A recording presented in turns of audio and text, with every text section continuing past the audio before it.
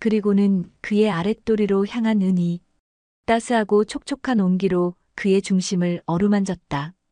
그리고 부드럽고 조심스럽게 그녀는 그를 위로했다. 당황했던 그도 이내 천장을 바라보다 그녀의 머리를 한 손으로 감싸 안았다. 그리고는 조용히 말했다. 고, 고마워요. 그는 단단해진 무언가를 주체할 수 없었고 점점 빨라지는 그녀의 템포에 참지 못하고 결국 그녀에게 가득 머금게 했다. 안녕하세요. 바람 따라 걷는 길입니다. 여기서 만나는 모든 이야기가 당신의 하루의 작은 쉼표가 되길 바랍니다. 그녀가 처음 그 집 문을 열었던 날은 초여름의 끝자락이었다. 덥지도 춥지도 않은 바람이 골목을 지나고 있었고 그녀는 조용히 이름표를 만지작거리며 문 앞에 섰다. 도어락 비밀번호는 미리 받아두었지만 이상하게도 한참을 망설였다. 환자분은 조금 까다로우실 수 있어요. 소개소 직원은 전화를 끊으며 그렇게 말했다. 그 말이 내내 마음에 걸렸다. 문이 열리고 안으로 들어섰을 때 현관 너머로 보인 건 생각보다 넓고 정돈된 거실이었다. 햇빛이 잘 드는 창가엔 오래된 가죽 소파 하나, 그리고 묵직한 나무 테이블 위엔 책이 가지런히 놓여 있었다. 그가 모습을 드러낸 건 그녀가 실내화로 갈아 신는 사이였다. 간병인분이세요? 중저음의 목소리. 그리고 그녀는 그를 보고 잠시 멈칫했다. 생각보다 젊었다. 아니, 젊어 보였다. 회색 티셔츠에 검은 슬랙스, 머리는 단정했고 눈빛은 조금 지쳐 있었다. 배우처럼 생겼다는 말이 괜히 나온 건 아니었다. 네, 오늘부터 함께 하게 됐습니다. 조지현이라고 해요. 그녀가 조심스럽게 인사하자 그는 고개를 한번 끄덕였다. 심재욱입니다. 뭐, 많이 도와달라고 하진 않을게요. 그 말에 그녀는 살짝 웃었다. 처음엔 다들 그렇게 말하지. 간병인의 하루는 침대 시트 갈기, 약 챙기기, 식사 준비로 시작된다. 하지만 그날 그녀는 아침도 점심도 챙기지 못했다. 그는 하루 종일 아무것도 먹지 않았다. 입맛이 없으세요? 그녀가 묻자 그는 창밖을 보며 대답했다.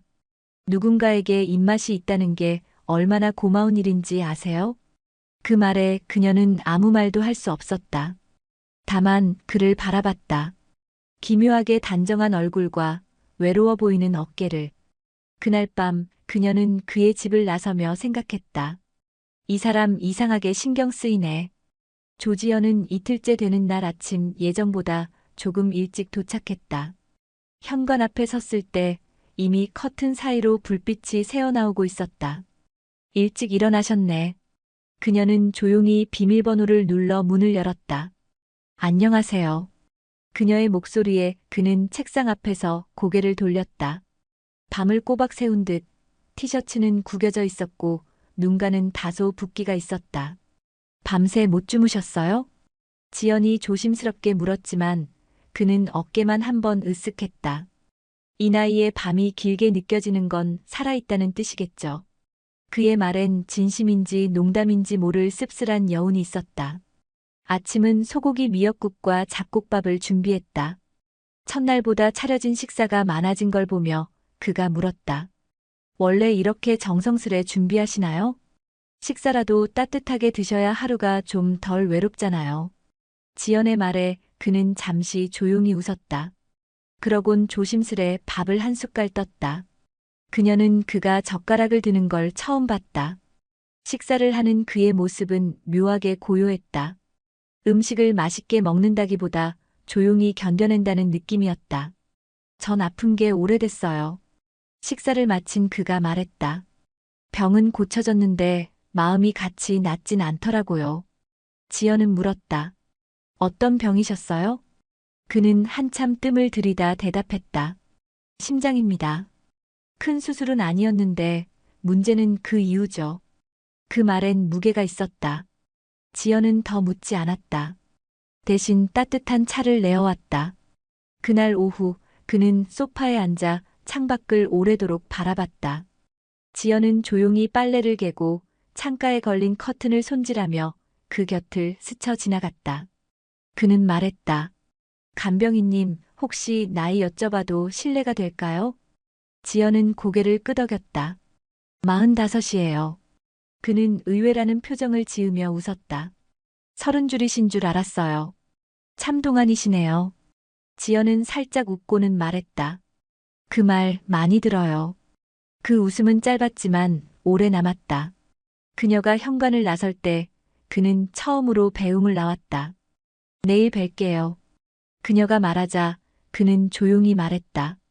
내일이 기다려지긴 오랜만이네요. 그 집은 이상하게 조용한 냄새가 났다. 벽지에 묻은 햇빛 자국, 책장에 켜켜이 쌓인 먼지, 그리고 열지 않은 피아노 뚜껑. 조지연은 어느새 집안의 패턴을 익혀가고 있었다. 그의 물컵은 항상 식탁 오른쪽, 약은 오전 10시에, 오후엔 6시에, 그리고 오후 4시면 늘 창가에 앉아 있었다. 그는 창밖을 오래도록 바라봤다. 말없이 묘한 표정으로. 그 표정엔 그리움도 없고 미련도 없었다. 그저 오래된 풍경을 마주한 듯한 고요함만 있었다. 이 동네는 참 조용하네요. 지연이 커튼을 들추며 말했다. 그는 천천히 고개를 끄덕였다. 내가 젊었을 땐 이 주변이 논밭이었어요. 요즘은 이렇게 조용한 동네가 귀하죠. 그의 과거가 궁금해졌다. 그는 지금 누구이며 무엇을 지나왔는지, 그가 머무는 이 고요함은 어떤 이야기의 끝인지. 대표님은 아니, 죄송해요. 뭐라고 불러야 하죠? 지연의 질문에 그는 웃으며 말했다. 대표였던 시절은 지났어요. 지금은 그냥 심도연입니다. 그럼 도연 씨라고 부를게요. 그는 잠시 당황한 듯 했지만 이내 미소 지었다. 그렇게 불러주는 사람 참 오랜만이네요. 그날 저녁 지연은 냉장고 안에 오래된 사과와 채소를 꺼내 죽을 끓였다. 식사 후 그는 그녀에게 물었다. 왜 간병인을 하시나요? 질문이 조심스러웠지만 진심이 담겨 있었다. 지연은 망설이다가 말했다. 아이를 혼자 키웠어요. 병원비가 많았고 경력 단절도 길었고 간병은 힘들지만 사람을 지키는 일이니까. 어느 순간엔 제 자신도 돌보고 있는 기분이 들더라고요. 그는 말없이 고개를 끄덕였다. 그리고 아주 작게 중얼거렸다. 사람을 지킨다는 거 좋은 말이네요. 그 밤 지연이 집을 나서려 하자 그는 문 앞까지 따라 나왔다. 내일 오실 수 있죠? 그럼요. 전 여기 일하는 사람이니까요. 그는 그녀를 바라보다 문득 말했다. 일이 아니어도 좋을 텐데요. 지연은 순간 말을 잃었다. 하지만 아무 말도 하지 않고 조용히 고개를 숙여 인사했다. 그리고 문을 나서며 혼잣말처럼 중얼거렸다. 이상한 집이야. 그런데 싫지 않네. 그날 밤 은희는 평소보다 조금 늦게 퇴근하게 되었다. 병원에서 간단한 교육 일정이 있었고 지친 몸으로 들어선 낯선 집은 조용했다. 현관을 지나 거실로 들어서니 거기 그가 앉아 있었다. 창밖을 보고 있던 그의 옆모습은 그날따라 더 선명하게 다가왔다. 늦으셨네요. 그는 먼저 말을 걸었다. 그 목소리에 은희는 순간 자신의 긴 하루가 녹아내리는 듯한 감각을 느꼈다. 죄송해요. 일정이 좀 길어져서요. 은희는 재빨리 손을 씻고 식사를 준비했다. 그런데 오늘은 그가 먼저 말을 이었다. 간병인이라는 게 생각보다 마음을 많이 쓰게 되는 일이죠. 그 말에 은희는 멈칫했다. 그녀는 늘 그저 돌보는 사람으로 존재해왔지만 그가 처음으로 자신의 감정을 들여다보는 듯한 질문을 한 것이었다. 맞아요. 그냥 몸만 챙기면 될 줄 알았는데 자꾸 마음이 따라가네요. 그는 웃으며 고개를 끄덕였다. 당신이 오고 나서 이 집이 좀 덜 조용해졌어요. 그게 나쁘진 않네요. 그 말에 은희도 모르게 웃음이 새어나왔다. 그리고 잠시 후 그는 자신이 좋아하는 클래식 음악을 조용히 틀었다. 피아노 선율이 흐르고 은희는 그 옆 소파에 살짝 앉았다. 그날 밤은 아무 말 없이 단지 조용히 같은 공간에서 숨을 쉬는 것만으로도 충분했던 밤이었다. 은희는 그날 이후로 하루 중 가장 기다려지는 순간이 생겼다. 그와 함께 저녁을 먹고 잠시 음악을 듣고 말없이 머무는 시간이 점점 길어지고 있었다. 그는 말수가 많진 않았지만 그가 건네는 짧은 한마디 한마디가 이상하게 오래 마음에 남았다. 오늘은 어떤 하루였어요? 그의 질문은 늘 사소했고 늘 따뜻했다. 은희는 그런 그에게 조금씩 자신의 얘기를 꺼내기 시작했다. 혼자 아이를 키운 이야기, 힘든 시절을 웃으며 넘겼던 순간들, 그리고 이 일을 하게 된 이유까지. 난 그냥 누군가에게 도움이 되는 게 좋더라고요. 나도 누군가에게 기대고 싶다는 생각은 가끔 하지만 그건 욕심일까봐. 그는 조용히 은희를 바라보다가 물컵을 건네며 말했다. 그건 욕심이 아니라 사람으로서 너무 당연한 감정이에요. 그 말에 은희는 순간 울컥했다. 참았던 감정들이 잔잔하게 흔들렸다. 괜찮다고 생각했는데 아닌 것 같았다. 아무도 그렇게 말해준 적이 없었으니까. 그날 밤 은희는 방으로 들어가려다 다시 거실을 돌아봤다. 그는 조용히 앉아 있었다. 자신이 쳐다보고 있는 걸 알고 있었는지 가만히 눈을 마주쳤다. 그는 말없이 천천히 고개를 끄덕였다. 괜찮아요라는 듯한 눈빛이었다. 그 순간 은희는 알았다. 자신의 마음이 그를 향하고 있다는 걸, 그리고 그도 그 마음을 알고 있다는 걸. 그날 밤 은희는 평소보다 오래 머물렀다. 남자의 손끝은 어느 때보다 무기력했고 눈빛엔 오래 묵은 체념 같은 게 배어 있었다. 그 모습이 왠지 모르게 마음을 끌었다. 안쓰럽고 외로워 보여서. 가만히 손을 잡고 있던 은희가 먼저 속삭였다. 혹시 안아드릴까요? 그는 아무 말도 하지 않았지만 은희는 그 침묵 속에서 수많은 이야기를 들은 듯 했다. 은희는 조심스럽게 그에게 다가갔다. 머뭇거리는 그의 시선을 두 손으로 감싸 안았다. 고요한 밤 창밖 바람 소리마저 멎은 듯했고 시간은 둘만의 호흡에 맞춰 흐르고 있었다. 그녀의 손이 그의 얼굴을 쓰다듬었다. 괜찮아요. 지금은 그냥 저한테 기대도 돼요. 그의 이마에 그리고 뺨에 천천히 입을 맞췄다. 그가 떨리는 숨을 몰아쉬었고 그녀는 조용히 속삭였다. 힘든 밤은 나눌수록 덜 외로워져요. 그리고는 그의 아랫도리로 향한 은희. 따스하고 촉촉한 온기로 그의 중심을 어루만졌다. 그리고 부드럽고 조심스럽게 그녀는 그를 위로했다. 당황했던 그도 이내 천장을 바라보다 그녀의 머리를 한 손으로 감싸 안았다. 그리고는 조용히 말했다. 고마워요. 그는 단단해진 무언가를 주체할 수 없었고 점점 빨라지는 그녀의 템포에 참지 못하고 결국 그녀에게 가득 머금게 했다. 그리고 그녀는 뭔가를 삼킨 듯 그를 보며 활짝 웃어 보였다. 그렇게 그들은 무너지는 숨결과 눈빛 속에서 서로를 바라보며 그들은 마침내 하나가 되어갔다. 무거웠던 외로움도 삶의 끝자락에 걸린 고요도 그 순간만큼은 조금 덜 날카로웠다. 은희는 욕실 문을 조심스레 닫고 수건을 걸었다. 민수는 상체에 가운을 걸친 채 말없이 그녀를 바라보고 있었다. 그 시선엔 어쩌면 체념 같은 것과 희미한 설렘이 함께 엉켜 있었다. 조금만 몸을 앞으로 숙여보세요. 그녀의 손끝이 조심스레 그의 등을 타고 내려갔다. 따뜻한 물이 바닥에 떨어지는 소리 사이로 민수는 눈을 감았다. 그의 등이 숨결처럼 미세하게 떨렸다. 은희는 아무 말도 하지 않았다. 수건으로 천천히 그의 목덜미를 닦고 물기를 털어내며 말없이 손길을 옮겼다. 이런 걸 누가 다시 해줄 줄은 몰랐네요. 민수가 낮게 말했다. 그의 목소리는 물에 젖은 나무처럼 갈라져 있었다. 은희는 잠시 멈칫했지만 다시 손을 움직였다. 전에도 누군가 해준 적 있단 얘긴가요? 민수는 대답 대신 가볍게 웃었다. 그리고 그녀를 향해 몸을 돌렸다.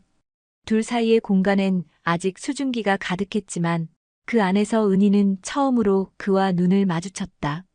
잠시 시간이 멈춘 듯한 정적.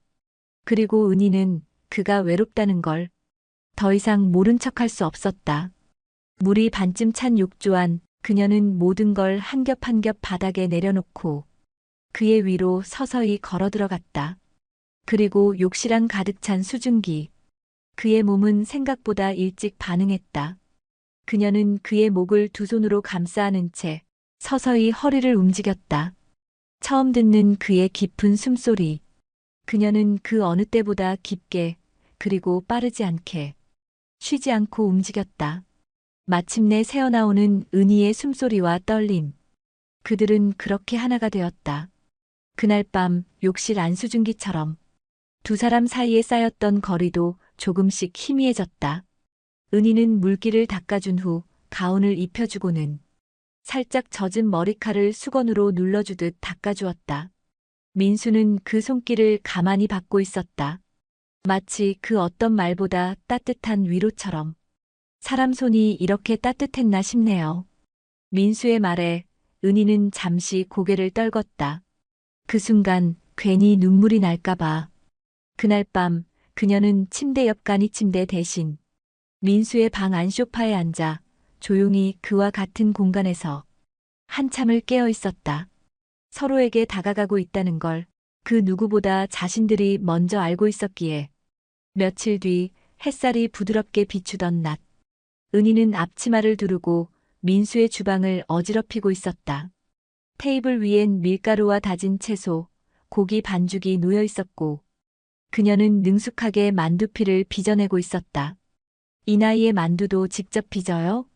민수는 고개를 갸웃하며 웃었다. 못하는 게 없네. 다 잘하네요. 운동도 잘하고. 은희는 반죽을 살짝 말아 올리다 말고 멈췄다. 그 말에 괜히 얼굴이 붉어졌다. 칭찬이 익숙하지 않아서요. 그럼 자주 해드릴게요. 민수가 덧붙였다. 조용한 낮, 두 사람은 식탁 앞에서 손에 밀가루를 묻히며 하나씩 만두를 빚고 있었다. 마치 오래된 부부처럼 혹은 처음 만난 연인처럼. 그날 만든 만두는 놀랄 만큼 맛있었다. 그건 어쩌면 그 안에 오래 묵은 외로움과 따끈한 설렘이 같이 들어있었기 때문일지도 모른다. 밤이 깊었다. TV 소리는 꺼졌고 거실의 조명도 하나둘 꺼졌다. 남아있는 건 벽시계의 째깍거림과 창문 너머로 스며드는 달빛뿐이었다. 민수는 소파에 앉아 자신도 모르게 졸고 있는 은희를 바라보았다. 고된 하루였을 텐데 언제 그 자리에 와서 잠들었을까? 그녀의 숨소리가 고르고 입가엔 살짝 미소가 머물러 있었다. 그는 살며시 자리를 옮겼다. 소파 옆 바닥에 작은 담요를 펼치고 조용히 눕는 순간 은희가 눈을 반쯤 떴다. 저기 그쪽이 더 불편하잖아요. 그녀의 목소리는 졸음에 젖어 나른했다. 민수는 대답 대신 웃으며 고개를 저었다. 그러자 은희는 담요 한쪽을 들어 올렸다. 여기 조금은 같이 누워도 되죠? 그 말 한마디에 민수는 말없이 고개를 끄덕였다. 조심스럽게 그녀 옆에 자리를 잡은 그는 자신도 모르게 안도의 숨을 내쉬었다. 옆에 누군가 있다는 게 이렇게 따뜻한 거였던가. 은희는 눈을 감은 채 그에게 등을 살짝 기대었다. 그리고 나지막하게 속삭였다. 이상하죠? 그냥 오늘은 이대로 아무 일도 안 해도 괜찮을 것 같아요. 민수는 대답하지 않았다. 다만 그녀의 말에 고개를 살짝 끄덕였고 그렇게 두 사람은 말없이 나란히 그 밤을 지나고 있었다. 마치 오래전부터 서로의 곁에 있었던 사람들처럼. 안녕하세요. 바람 따라 걷는 길입니다. 구독과 좋아요 눌러주세요. 시청해주셔서 감사합니다.